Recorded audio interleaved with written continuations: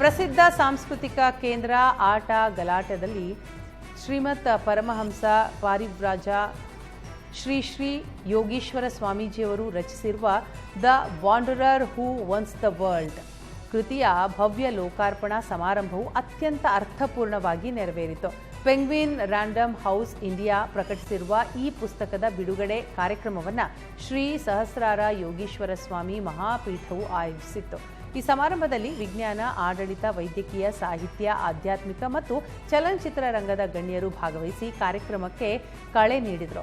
ಇಸ್ರೋ ಮಾಜಿ ಅಧ್ಯಕ್ಷ ಎಎಸ್ ಕಿರಣ್ ಕುಮಾರ್, ಕರ್ನಾಟಕದ ಮಾಜಿ ಸಚಿವ ಎಸ್ಎ ರಾಮದಾಸ್, ಡಿವೈಎಸ್ಪಿ ಹಾಗೂ ಮಾನವ ಹಕ್ಕುಗಳ ಅಧಿಕಾರಿ Sudhir M Hegde, doctor Padmanabhan, doctor Sanjay Neeralgi, doctor Savita S Neeralgi, ಖ್ಯಾತ ಕವಿ ಮತ್ತು ಬರಹಗಾರ ಮಂಡಲಗಿರಿ ಪ್ರಸನ್ನ ಹಾಗೂ ಸ್ಯಾಂಡಲ್ವುಡ್ ನಟ ರಾಣಾ ಮುಖ್ಯ ಅತಿಥಿಗಳಾಗಿ ಆಗಮಿಸಿದ್ದರು.